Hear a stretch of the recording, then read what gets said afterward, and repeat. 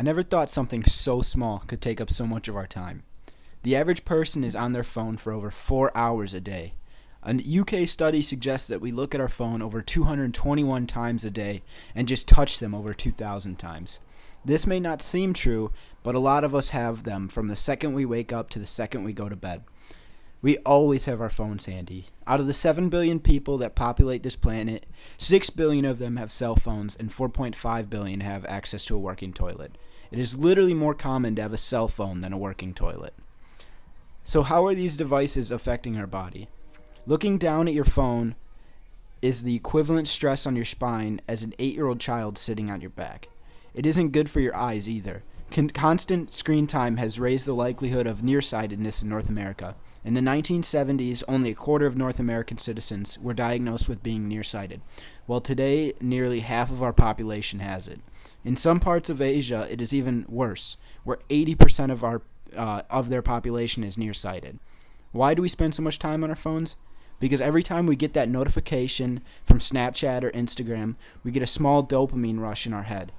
The worst contributor of this is mobile games. When we play games like Candy Crush or Angry Birds, every time you pass a level or unlock something new, our brain rewards us with a little more of a rush of dopamine. Yes!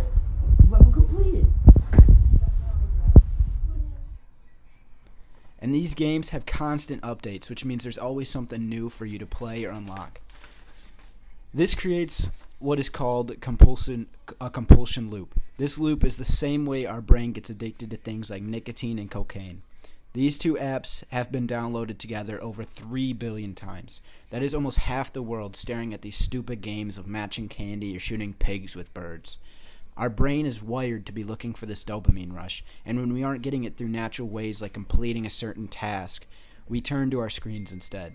That is why 93% of 18 to 29-year-olds use their phone as a way to avoid boredom, instead of engaging with friends or doing something active. Sometimes it is good to be bored. It is when we produce the most alpha waves in our brain, which are responsible for mind wandering and daydreaming.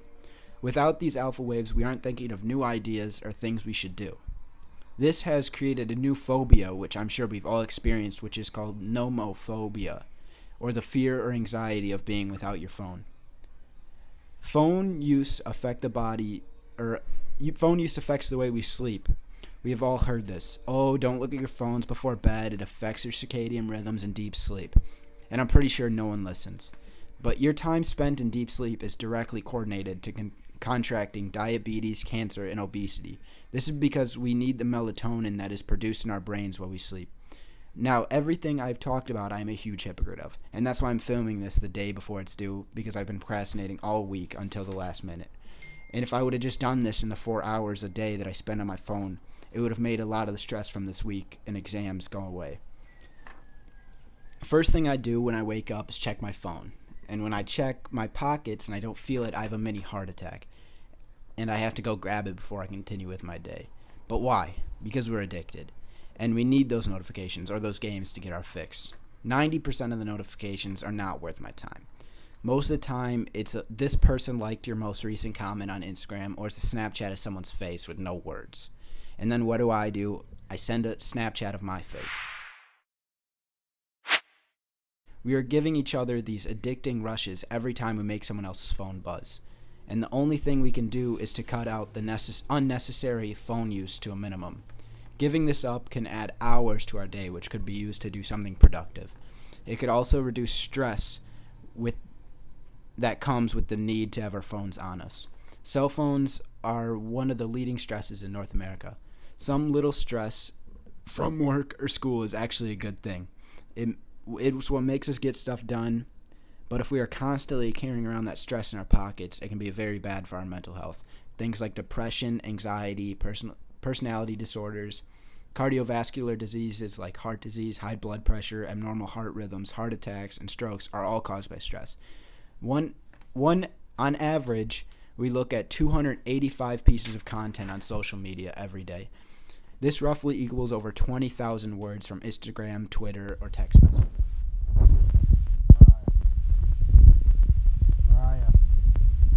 Or text messages. messages.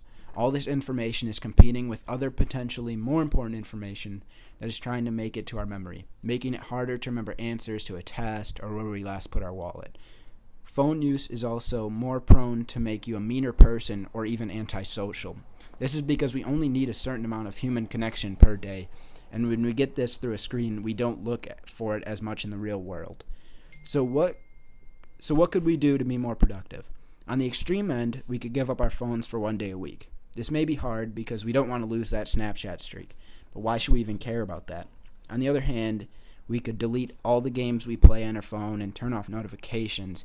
That way, when you check your phone, it's on your own time and not every time you get that buzz.